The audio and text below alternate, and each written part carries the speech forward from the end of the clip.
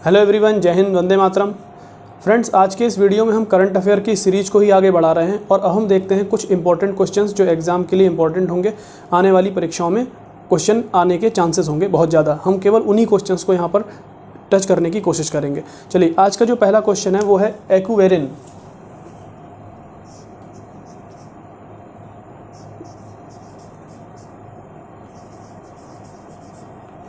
एक्यूवेरिन सैन्य अभ्यास किन दो देशों के बीच में हुआ है? तो आपको ध्यान रखना है, एक्यूवेरिन एक सैन्य अभ्यास है 2021 में। ये भारत और मालदीव के बीच में हुआ है। आपसे यही पूछेगा, भारत और मालदीव के बीच होने वाले सैन्य अभ्यास का नाम आपको बताना है, तो वो उसका नाम है एक्यूवेरिन। ये नाम आपको ध्यान रखना है, एक्यूवेरिन। और ये 11वां सैन्य अभ्यास है, 11वां। मालदीव और भारत के बीच 11वां सैन्य अभ्यास है, इसका नाम है एक्यूवेरिन। भारत और मालदीव की सेनाओं के बीच में हुआ है एक्यूवेरिन सैन्य अभ्यास। तो आपको ये ध्यान रखना पड़ेगा, भारत और मालदीव के बीच, और कौन से नंबर का है? 11वां, 2021 का। इसके बाद अगला जो सवाल है सेना से ही संबंधित है, तो हम यहाँ पर एक साथ ही इसको लिख लेते हैं। एग्ज़ाम में पूछा जाता है कि भारतीय सेना दिवस कब मनाया जाता है? भारतीय सेना दिवस यानी इंडियन आर्मी डे। दूसरा, भारतीय वायुसेना दिवस कब मनाया जाता है? Indian air force day. और तीसरा इंपॉर्टेंट क्वेश्चन जो पूछा जाता है वो है भारतीय नौसेना दिवस कब मनाया जाता है? भारतीय नौसेना दिवस, इंडियन नेवी डे। ठीक, तीनों आपको याद रखना है, तो ध्यान रखिए। सबसे पहले मनाया जाता है साल में सेना दिवस 15 जनवरी। 15 जनवरी को सेना दिवस, 8 अक्टूबर को वायुसेना दिवस और 4 दिसंबर को नौसेना दिवस। तो ये तीनों हमारे लिए इंपॉर्टेंट हैं और एक साथ हम इनको एक ही जगह पे लिख लेंगे ताकि ये हमेशा के लिए हमें याद हो जाएं। तो सबसे पहले सेना दिवस 15 जनवरी, वायुसेना दिवस 8 अक्टूबर और नौसेना दिवस 4 दिसंबर। इन चीज़ों को आपको याद रखना है, एग्ज़ाम के पॉइंट ऑफ व्यू से इंपॉर्टेंट क्वेश्चंस हैं, इनको आप ध्यान रखें। क्योंकि हाल ही में अभी सेना काफ़ी ज़्यादा न्यूज़ में रही अग्निवीर स्कीम को लेकर, अग्निपथ स्कीम को लेकर, जिसमें अग्निवीरों की भर्ती की जाएगी।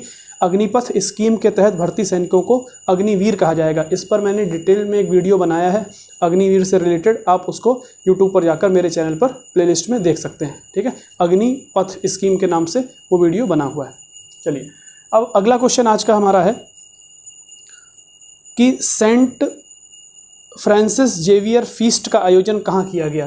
तो मैं यहाँ पे इसको लिखता हूँ, सेंट फ्रांसिस जेवियर फीस्ट का आयोजन कहाँ किया गया? तो आपको याद रखना है, ये आयोजन गोवा में किया गया है। सेंट फ्रांसिस जेवियर, इन्हें सेंट जेवियर के नाम से भी जाना जाता है। और पुर्तगालियों के शासनकाल के समय ये भारत आए थे। तो आपको ध्यान रखना होगा कि किस व्यक्ति के नाम पर हो रहा है इस फीस्ट का आयोजन। ये हो रहा है सेंट जेवियर के नाम पर, और कहाँ हो रहा है? गोवा में। ठीक, सेंट जेवियर पुर्तगालियों के शासनकाल में 1542 में भारत आए थे, ये आपको ध्यान रखना है। सेंट जेवियर का संबंध गोवा से है। ठीक है, इसके बाद अगला क्वेश्चन हम देखते हैं, इसको मिटाता हूं मैं।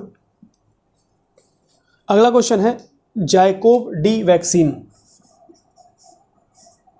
जायकोव डी वैक्सीन, ये बहुत इंपॉर्टेंट है, आपको ध्यान रखना है।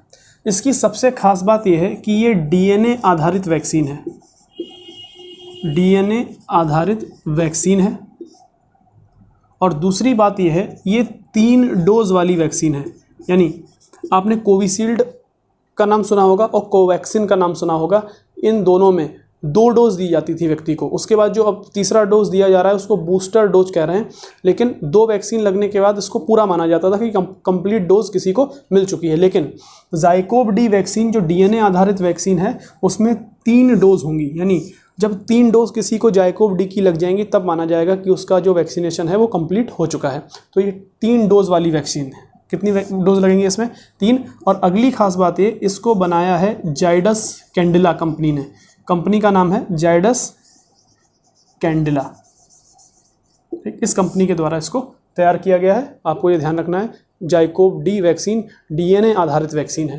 ठीक है, चलिए अगला क्वेश्चन है, दिसंबर 2021 में टेस्ट मैच में एक पारी में 10 विकेट लेने वाले खिलाड़ी कौन बने हैं? तो ध्यान रखिए, एक पारी में 10 विकेट, टेस्ट मैच की एक पारी में 10 विकेट, ध्यान रखिएगा, एक पारी में, 2 पारियां होती हैं, एक पारी में 10 विकेट लिए हैं दिसंबर 2021 में एजाज पटेल ने। ये न्यूजीलैंड के खिलाड़ी हैं, एजाज पटेल, न्यूजीलैंड के रहने वाले हैं। एजाज पटेल ने एक पारी में 10 विकेट लिए, और इससे पहले ये कारनामा इंडिया टीम में अनिल कुंबले कर चुके हैं पाकिस्तान के खिलाफ, उन्होंने भी एक ही पारी में 10 विकेट लिए थे। तो इसको भी आपको ध्यान रखना है, और ये ज़्यादा इंपॉर्टेंट है, अभी हाल फिलहाल में न्यूज़ में रहा। तो एक पारी में 10 विकेट लेने वाले खिलाड़ी दिसंबर 2021 में कौन बने? एजाज पटेल, न्यूजीलैंड के खिलाड़ी हैं, न्यूजीलैंड।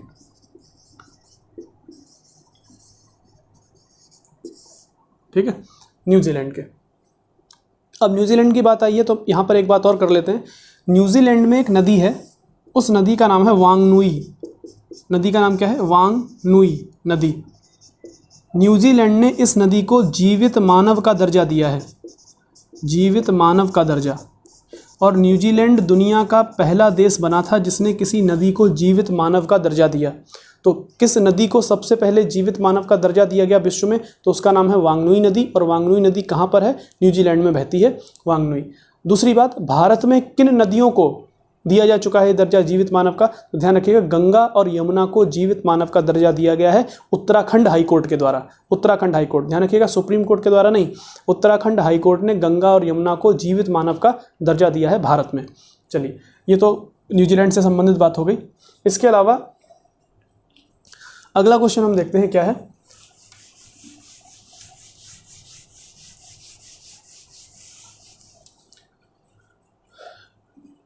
अगली जो इंपॉर्टेंट न्यूज़ है वो ये कि NHAI के अध्यक्ष कौन बने हैं नए?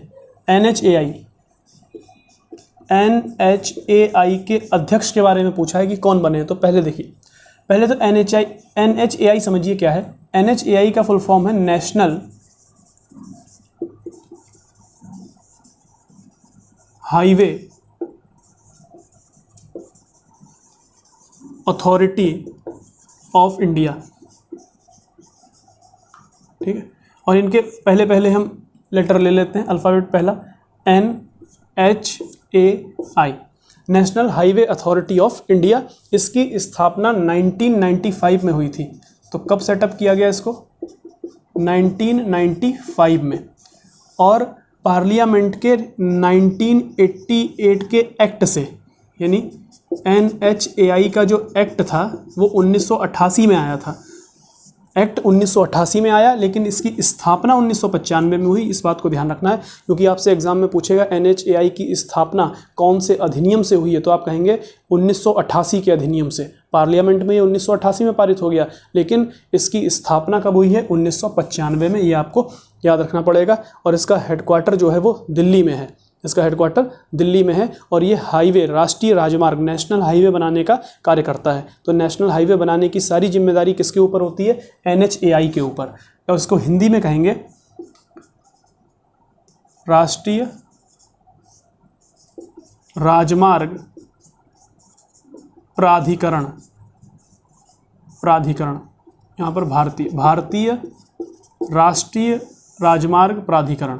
ठीक है, भारतीय राष्ट्रीय राजमार्ग प्राधिकरण ये नेशनल हाईवे बनाने का काम करता है, जिन्हें आप NH कहते हो, NH। तो भारत का सबसे लंबा NH कौन सा है? NH44, और इसी को पहले NH7 कहा जाता था, NH7। ठीक है, और GT रोड के बारे में अगर आपसे पूछे तो GT road, grand trunk road, जिसे सड़क ए आजम कहा जाता था, शेरशाह सूरी ने इसको बनवाया था। शेरशाह सूरी के समय इसको सड़क ए आजम कहा जाता था। ठीक है, और ये GT रोड का NH है NH1 और NH2। NH1 और NH2 को जब हम आपस में मिला देते हैं तो GT रोड का निर्माण हो जाता है, GT रोड बन जाता है। वही रास्ता हुआ करता था GT रोड का, जो शेरशाह सूरी ने बनवाया था। और शेरशाह सूरी ने ही मील के पत्थर लगवाए थे, एक एक मील की दूरी पर, उन्हीं को मील का पत्थर कहते हैं। एक एक मील की दूरी पर शेरशाह सूरी ने ही मील के पत्थर लगवाए। और मुगल साम्राज्य के समय ये और ज़्यादा, क्योंकि शेरशाह सूरी का जो शासनकाल है वो मुगलों के बीच में ही आया। जैसे 1526 में मुगल वंश की स्थापना बाबर ने की, बाबर के बाद शासक बनता है हुमायूं, और हुमायूं को 1539 और 40 में 2 लगातार युद्धों में, चौसा का युद्ध और बेलग्राम के युद्ध में पराजित करता है शेरशाह सूरी, और हुमायूं यहाँ से चला जाता है और 1540 से 1545 तक शेरशाह सूरी शासन करता है और 45 से 55 तक उसके वंशज शासन करते हैं। तो 1555 में हुमायूं फिर आता है, फिर उसके बाद अकबर, उसके बाद जहांगीर, शाहजहां, औरंगजेब और लेटर मुगल यानी उत्तरवर्ती मुगल शासन करते हैं 1858 तक। तो आपको ये बात ध्यान में रखनी है, शेरशाह सूरी का शासनकाल मुगलों के बीच में आया है। हुमायूं को उसने यहाँ से भगा दिया और उसके बाद शासन किया, और उसी दौरान उसने क्या बनवाई है, सड़क आजम। ठीक है, ये थोड़ी जीएस की बात थी, आप इसको भी नोट करते रहें साथ साथ, भले ही मैं लिखूँ नहीं इसको, लेकिन एग्जाम के लिए ये चीज़ें इंपॉर्टेंट हैं। ठीक है, चलिए, तो NHI हो गया, और हमारा सवाल था कि NHI के अध्यक्ष नए कौन बने हैं। तो ध्यान रखिएगा, NHI की नई चेयरपर्सन, मैं यहाँ पे चेयरमैन नहीं बोल रहा हूँ, ध्यान रखिए। चेयरमैन शब्द जेंडर इक्वलिटी को नहीं दर्शाता, क्योंकि हम लोग लैंगिक समानता की बात करते हैं, जेंडर इक्वलिटी की बात करते हैं, तब भी आप देखिए कई जगह पर चेयरमैन शब्द का प्रयोग होता है, जबकि उस पद पर महिला बैठी होती है, तो आपको चेयरवुमन कहना चाहिए। लेकिन चेयरमैन और चेयरवुमन कहने से अच्छा अगर हम चेयरपर्सन कहें, क्योंकि पर्सन व्यक्ति है, वो पुरुष भी हो सकता है, वो महिला भी हो सकती है, तो ये शब्द जेंडर इक्वलिटी को दर्शाता है, इसलिए हम चेयरपर्सन शब्द का प्रयोग करेंगे। और इनका नाम है अलका उपाध्याय। अलका उपाध्याय, तो श्रीमती अलका उपाध्याय NHAI की अध्यक्षा हैं, चेयरपर्सन हैं। ठीक है, चलिए अगला क्वेश्चन है, हमार आपन बजट वेब पोर्टल किस राज्य ने जारी किया है, किस राज्य ने रिलीज किया है, किस राज्य का पोर्टल है हमार आपन बजट।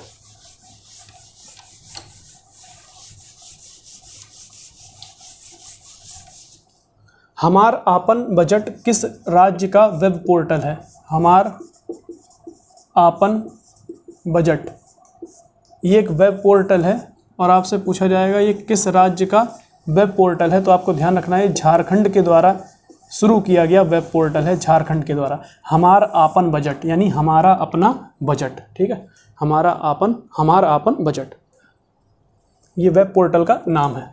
चलिए, ये झारखंड में है, झारखंड की राजधानी रांची है। और आपको एक चीज़ और ध्यान रखनी है, अभी हाल ही में जहाँ रांची के पास एक जगह है तैमारा घाटी, तैमारा घाटी, ये न्यूज़ में है, तो आपको इसको याद रखना है। आपसे पूछा जा सकता है एग्जाम में, तैमारा घाटी कहाँ है, तो आप कहेंगे झारखंड के रांची के समीप तैमारा घाटी है। ये इसलिए इम्पोर्टेंट है, यहाँ पर बताया जा रहा है कि तैमारा घाटी से जब कोई गाड़ी गुजरती है या कुछ जब लोग गुजरते हैं, तो उनके मोबाइल में टाइम अपने आप चेंज हो जाता है। टाइम ही नहीं, तारीख भी चेंज हो जाती है, और तारीख ही नहीं, सन भी चेंज हो जाती है। जैसे किसी के मोबाइल पे कोई कॉल आया, तो जब वो कॉल को देखता है तो उसमें कॉल का समय कुछ और लिखा, जैसे मान लीजिए 2022 चल रही है, उसमें 2024, 2023 ऐसे लिखा रहता है, लेकिन थोड़ी देर बाद वो अपने आप सही हो जाता है। तो उस तेमारा घाटी के एरिया में ये प्रॉब्लम आ रही है, और कई लोगों ने इसको शेयर भी किया है सोशल मीडिया पे। तो तेमारा घाटी न्यूज़ में है, तो ध्यान रखिएगा। तेमारा घाटी कहाँ है, रांची के पास में है, और झारखंड राज्य में स्थित है तेमारा घाटी, इसको आप ध्यान रखें। ठीक, चलिए हमारा जो अगला क्वेश्चन है वो 100% सेकेंड डोज लगवाने वाला, यानी कोविड वैक्सीन की, कोविड-19 की जो वैक्सीन है उसकी 100% सेकेंड डोज लगवाने वाला पहला राज्य भारत का कौन बना है, तो आपको ध्यान रखना है हिमाचल प्रदेश। और हिमाचल प्रदेश ही पहला राज्य था फर्स्ट डोज के मामले में। 100% फर्स्ट डोज लगवाने वाला पहला राज्य भी कौन बना था, हिमाचल प्रदेश। और 100% सेकेंड डोज लगवाने वाला भी राज्य कौन बना है, हिमाचल प्रदेश। तो इसको भी ध्यान रखना है। तो 100% कोविड वैक्सीन लगवाने वाला सेकेंड डोज का वो कौन बना है, हिमाचल प्रदेश में पूरी तरह से 100% कोविड-19 का वैक्सीनेशन हो चुका है। अगला क्वेश्चन है, डेविस कप 2021 किसने जीता है, डेविस कप 2021। ध्यान रखिए, पहले तो डेविस कप कौन से खेल से संबंधित है, टेनिस से। डेविस कप का संबंध टेनिस से है,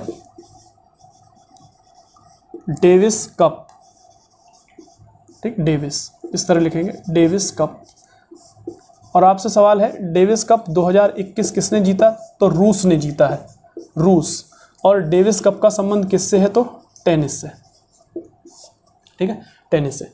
अगला क्वेश्चन है हमारा कि जूनियर हॉकी विश्व कप 2021 किसने जीता है, जूनियर हॉकी वर्ल्ड कप किसके द्वारा जीता गया? तो ध्यान रखिएगा, ये अर्जेंटीना ने जीता है। और किसे हरा के जीता है? तो ये जर्मनी को हरा के जीता है। यहाँ पर अर्जेंटीना वर्सेस जर्मनी के बीच में फाइनल खेला गया था और इसमें अर्जेंटीना जीत गया था, जर्मनी हार गया था। तो आपसे पूछा जाए जूनियर हॉकी विश्व कप 2021 का विजेता कौन सी टीम है? तो अर्जेंटीना। और रनर अप कौन सी है, यानी उपविजेता कौन है? तो जर्मनी। चलिए अगला क्वेश्चन है, ऐसा सवाल पूछा जा सकता है, संध्याक क्या है? तो ध्यान रखना है, ये भारत का सबसे बड़ा सर्वेक्षण पोत है। सर्वेक्षण पोत, ठीक, जहाज है जो सर्वे के काम में आएगा, यानी समुद्र में पेट्रोलिंग करने के काम में आएगा। पेट्रोलिंग के लिए प्रयोग किया जाएगा संध्याक। ये एक जहाज का नाम है जो पेट्रोलिंग के काम आएगा, सर्वेक्षण के काम आएगा। इसका नाम है संध्याक, ठीक, भारत का है, इसको भी ध्यान रखना है। अगला क्वेश्चन है, भारत की पहली महिला मनोचिकित्सक कौन थी? भारत की पहली, इनका हाल ही में निधन हुआ है, भारत की पहली महिला मनोचिकित्सक, तो इनका नाम है शारदा मेनन, ठीक। इनकी हाल ही में अभी इनका निधन हुआ है, इसलिए इंपॉर्टेंट है। ये भारत की पहली महिला मनोचिकित्सक थी, शारदा मेनन। अगला सवाल है, पेनेक्स 21 का अनावरण कहाँ हुआ है? पेनेक्स 21,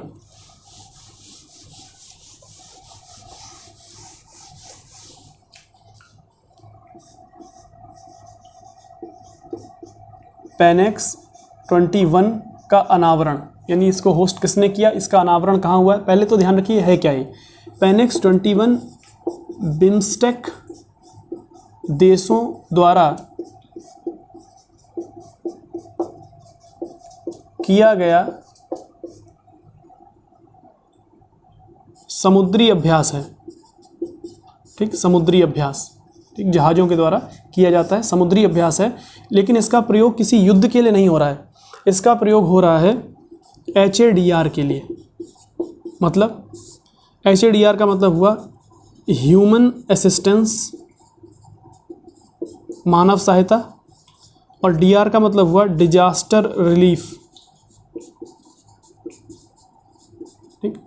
किसी भी प्रकार की आपदा में राहत पहुंचाने के लिए, डिजास्टर मतलब आपदा, रिलीफ माने राहत, और मानव सहायता के लिए इसका प्रयोग किया जाएगा। जैसे उदाहरण के लिए भारत की नौसेना कई ह्यूमन असिस्टेंस और डिजास्टर रिलीफ प्रोग्राम में हिस्सा लेती है, भारत की जो नौसेना है, और उसमें कुछ इंपॉर्टेंट, जैसे मैं आपको बताऊं, इसमें एक साइक्लोन आया था मोजाम्बिक में एक साइक्लोन आया था, साइक्लोन का नाम था इडाई साइक्लोन, इडाई।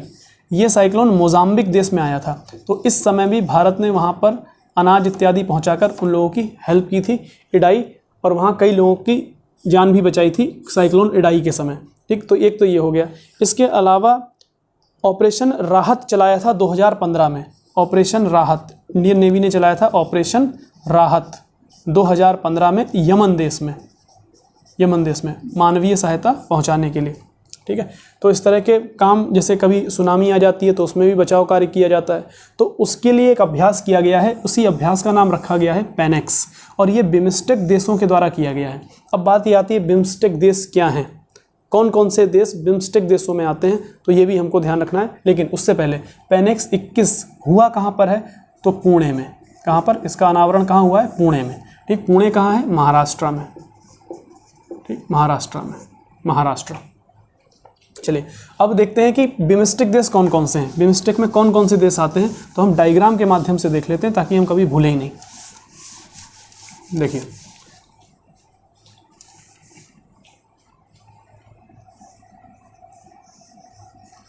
बिम्स्टेक देशों में इंडिया तो है ही,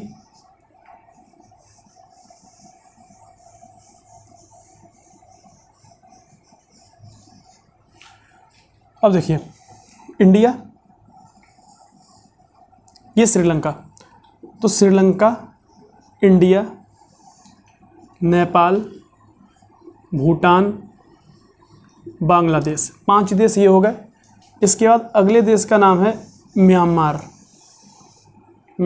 6 हो गया। और इसके बाद जो अगला देश है उस देश का नाम है थाईलैंड, थाईलैंड, ये हो गए 7 देश। इन 7 देशों को मिलाकर बिम्स्टेक बनता है। बिम्स्टेक एक संस्था है। बिम्स्टेक में कितने देश हैं आपसे पूछा जाए तो आप कहेंगे 7 देश। 7 देश हैं बिम्स्टेक में, और बिम्स्टेक का गठन 6 जून 1997 को हुआ था। और इसमें एक क्वेश्चन है, बहुत इंपॉर्टेंट पूछा जाता है कि इसका गठन कौन से डिक्लेरेशन से हुआ, कौन सी घोषणा के द्वारा हुआ। तो इसके गठन के लिए जो घोषणा हुई थी उसको कहते हैं बैंकॉक घोषणा, बैंकॉक डिक्लेरेशन। ठीक, बैंकॉक घोषणा। बैंकॉक घोषणा के अंतर्गत या बैंकॉक डिक्लेरेशन के अंतर्गत किस संस्था का गठन हुआ है, किस संगठन का गठन हुआ है, तो आप कहेंगे बिम्स्टेक का। और बिम्स्टेक में कितने देश हैं? 7। तो 1997 में इसका गठन हुआ 6 जून को। 6 जून 1997, हाँ 6 जून को है, सही है। अब अगली बात यह है, आपसे पूछा जाएगा इसका हेडक्वार्टर कहाँ है, यानी इसका जो सचिवालय है, परमानेंट सेक्रेटरीट कहाँ है, तो वो ढाका में है। ढाका कहाँ है? यहाँ, ये बांग्लादेश की राजधानी है ढाका। इसका हेडक्वार्टर कहाँ है? ढाका में है बिम्स्टेक का। अब बिम्स्टेक में आपसे पूछा जाएगा कि 7 देश कौन से, तो आपको 7 देश याद कर लेने। देखिए, पहला श्रीलंका, दूसरा भारत, तीसरा नेपाल, भूटान, बांग्लादेश, म्यांमार और थाईलैंड। और थाईलैंड की राजधानी है बैंकॉक, और बैंकॉक डिक्लेरेशन से ही बिम्स्टेक की स्थापना हुई थी। इस बिम्स्टेक का फुल फॉर्म आप लिख लीजिए। फुल फॉर्म क्या है, इसको आप स्क्रीनशॉट ले सकते हैं, चाहे तो आप इसको बना भी सकते हैं। ठीक है, मैं इसकी फुल फॉर्म लिख देता हूँ बिम्स्टेक की।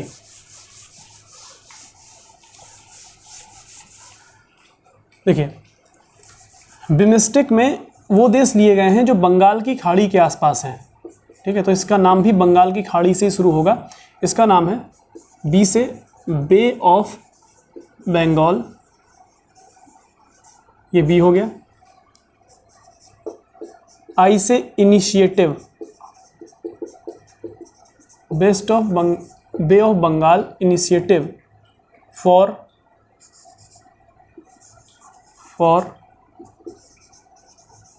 मल्टी सेक्टोरल, मल्टी और एस से sectoral, T for technical, E for economic और S C for corporation.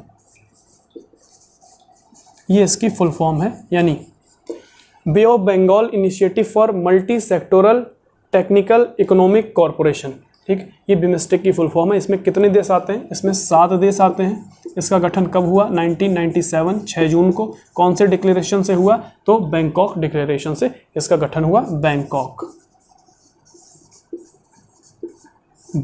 Declaration. ठीक है, ये इंपॉर्टेंट बात है बिम्स्टेक के बारे में। और संबंध किससे हम क्या पढ़ रहे थे? पेनेक्स। और पेनेक्स का उदाहरण, पेनेक्स 21 का अनावरण कहाँ हुआ? पुणे में। चलिए, अगला इंपॉर्टेंट क्वेश्चन है कि जर्मनी के नए चांसलर कौन बने हैं? जर्मनी के नए चांसलर, देखिए अभी तक जर्मनी की चांसलर थी एंजेला मार्केल, और दुनिया में सबसे ताकतवर महिला हुआ करती थी जब तक वो चांसलर रही। अब दुनिया में सबसे पावरफुल महिला का नाम है मैकेंजी स्कॉट। ये मैंने आपको कल के वीडियो में बताया भी था। और यहाँ भी आपको ध्यान रखना है, जर्मनी के नए चांसलर कौन बने हैं? तो ओलाफ शॉल्स। ओलाफ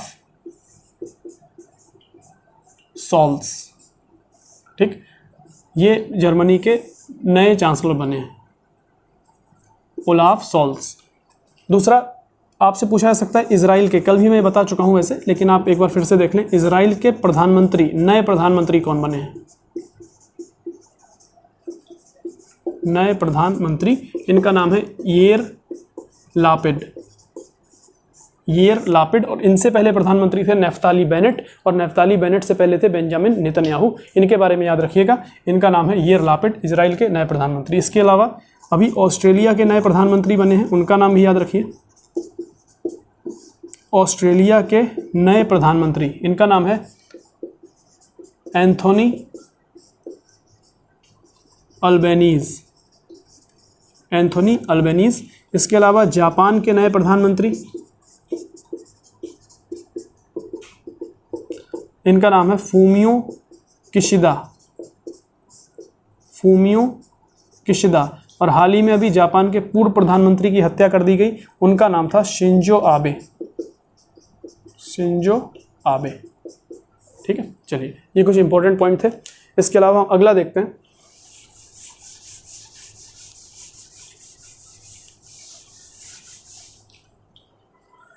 चलिए आज का अगला क्वेश्चन है कि 56वां ज्ञानपीठ पुरस्कार किसे मिला है। देखिए अब यहाँ पर ज्ञानपीठ पुरस्कार हम दो देखेंगे, एक 56वां ज्ञानपीठ, ये दोनों एग्जाम के लिए इंपॉर्टेंट हैं, 56वां ज्ञानपीठ पुरस्कार एक, और दूसरा देखेंगे 57वां ज्ञानपीठ पुरस्कार।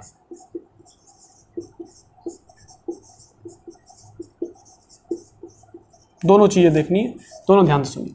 आपसे अगर पूछता है एग्जाम में 56वां, तो ध्यान रखिएगा 56वां मिला है नीलमणि फूकन को, नीलमणि फूकन, और ये असम के हैं। ठीक, कहाँ के हैं? असम के, असमिया भाषा के लिए इनको मिला, ये असम के हैं, नीलमणि फूकन। 56वां ज्ञानपीठ पुरस्कार। अब आपसे पूछे 57वां ज्ञानपीठ पुरस्कार किसको मिला है, तो ध्यान रखिएगा इनका नाम है दामोदर मौजो, इनका नाम है दामोदर मौजो। ठीक, इनको 57वां ज्ञानपीठ पुरस्कार मिला है दामोदर मौजो को। और ध्यान रखना है ये गोवा के हैं, कहाँ के हैं? गोवा के। और गोवा के हैं तो कौन सी भाषा से लिखते होंगे, कौन सी भाषा में? कोंकणी। कौन सी भाषा के लिए मिला है? कोंकणी। अब सवाल कैसे भी पूछा जा सकता है, 56वां ज्ञानपीठ पुरस्कार किस भाषा के लिए दिया गया है, तो असमिया भाषा के लिए। 57वां ज्ञानपीठ पुरस्कार कोंकणी भाषा के लिए। किसको दिया गया है 56वां? नीलमणि फूकन को। और 57वां किसको दिया गया है? दामोदर मौजो को। ठीक, ये इंपॉर्टेंट क्वेश्चन हैं।